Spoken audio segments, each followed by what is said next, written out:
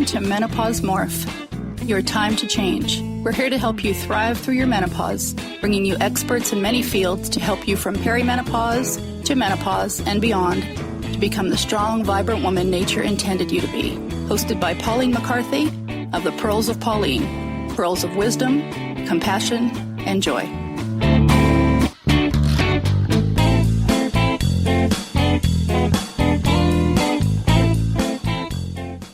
Hello, welcome to this week's Menopause Morph, your time to change.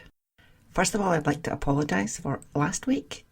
There were people who are listening on Stitcher Radio didn't get an episode, and the week before that, people on iTunes didn't get an episode. And all the other ones, I'm not sure what happened there. But I'm back. Back from the chaos of my house, which is getting renovated. And as we all know, when chaos is happening in your lives, it's very difficult to handle anything. Then we have to breathe and get our centre. So we're back to Menopause Morph, and today I'd like to talk about some of the unusual symptoms of menopause. You hear about all the usual ones like hot flashes and night flushes and memory loss. That's a good one, memory loss. Couldn't remember it. What else? Low libido and things like that. But I'd like to tell you a case of a situation that I was in a few years ago, which kind of really freaked me out. And it turns out it was just a symptom of menopause. And what that is tingling in your extremities. And for some people, it's not just tingling. It can be like changes in sensation, pins and needles, prickling or burning, numbness or reduced feeling, increased sensitivity, even creepy crawly, like insects crawling over you. But for me, it was a burning sensation.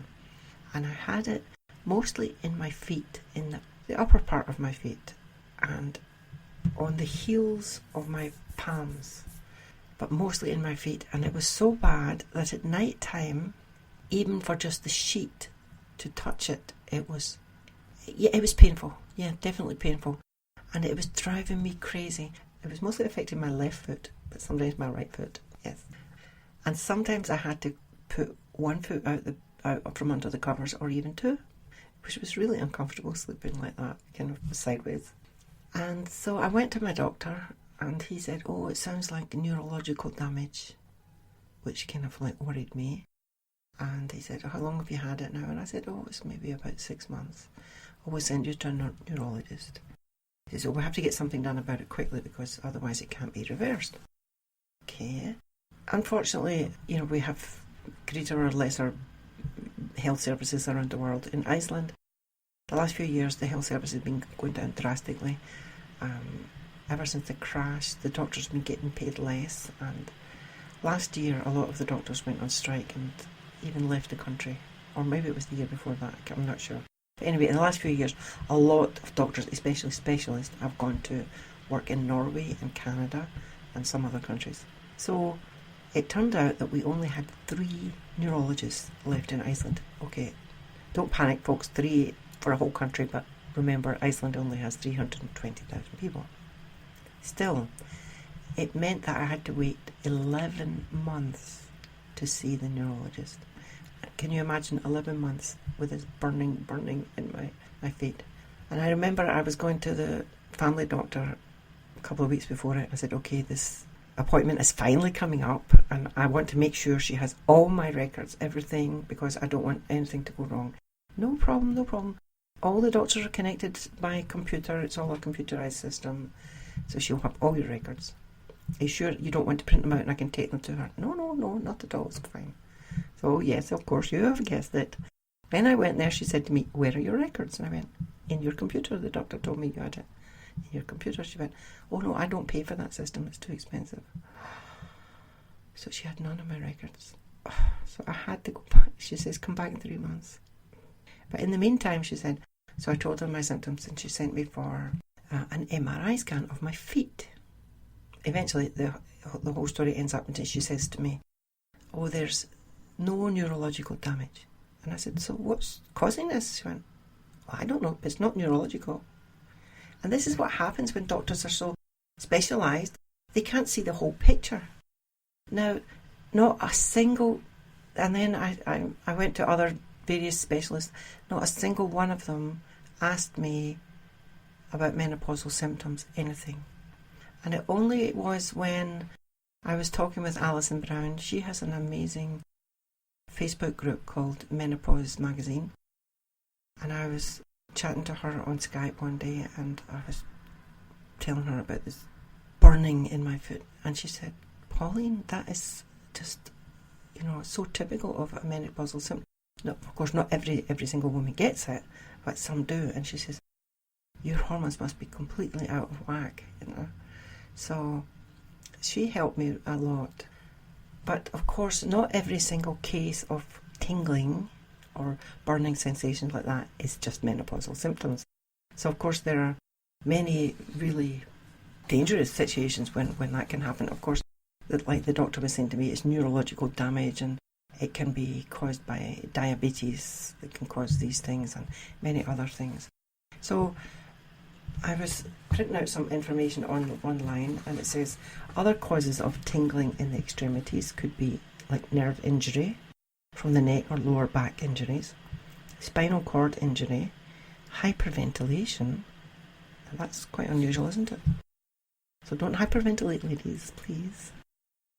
Herniated disc, vascular claudication or lack of blood supply to an area, anxiety, carpal tunnel syndrome, diabetes, migraines, multiple sclerosis, stroke, seizures, thyroid problems, electrolyte or vitamin deficiencies, side effects of medication. Now, I was reading that list there, multiple sclerosis was on it, and my mother had multiple sclerosis. So you can imagine I was really worried that I had multiple sclerosis. So I was glad to find out that it was just menopausal symptoms. Other things, it says here, in extreme cases of tingling, where there's other symptoms involved, then you should seek medical attention immediately. And these would be, if it accompanies the tingling, weakness or paralysis, back, neck or head injury, inability to control the movement of an arm or leg, loss of bladder or bowel control, loss of feeling or tingling on one side of the body, loss of consciousness, slurred speech, vision changes, trouble walking. So a lot of them, they sound like symptoms of a stroke, but and other things as well. Oh yeah, there's a long one here. It says, if you experience any other unexplained symptoms along with tingling extremities such as increased urination, worsening of symptoms while walking, rash, muscle spasm or pain, it is wise to seek medical help. So there you go.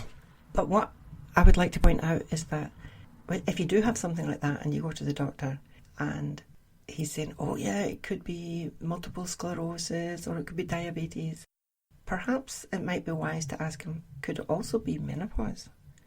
Because doctors get so little education about menopause that they all automatically think of the most extreme, frightening diseases.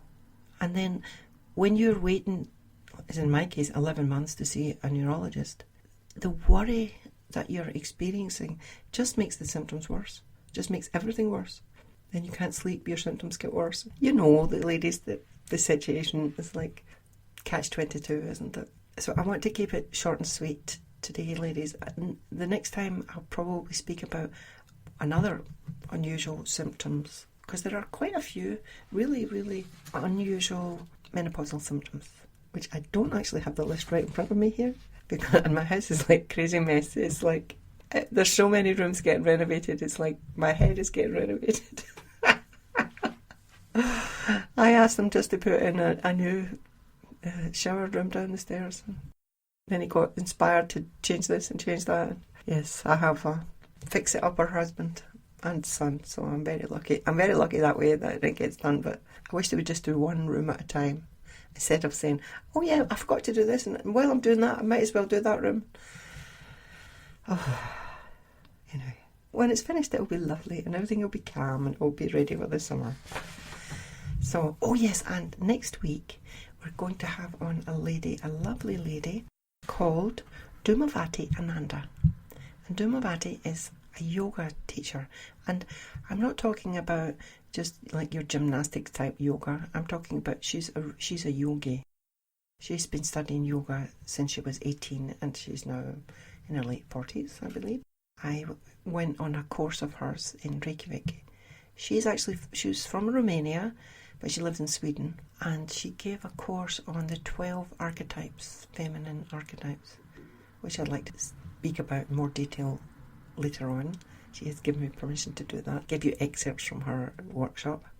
It was a 3-day workshop. So Dumavati is going to talk about how yoga mastery or yoga teachings and practice can not only reduce your menopause, but actually can prevent it. You heard me right there, prevent menopause. I won't tell you too much about it, but it's really quite amazing. Yoga is not just an external exercise thing, but it's really a spiritual practice as well. So she has really amazing things to talk about. Check in for that next week. Okay, my darlings, we'll see you then. Take care. Bye.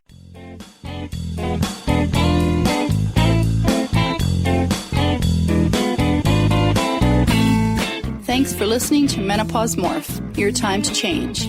If you've enjoyed the program, be sure to subscribe to the next one and please leave a rating and review on iTunes to help us spread the message about thriving through the menopause. To get a free ebook, more menopausal resources, and to connect with Pauline, please visit www.menopausemorph.com.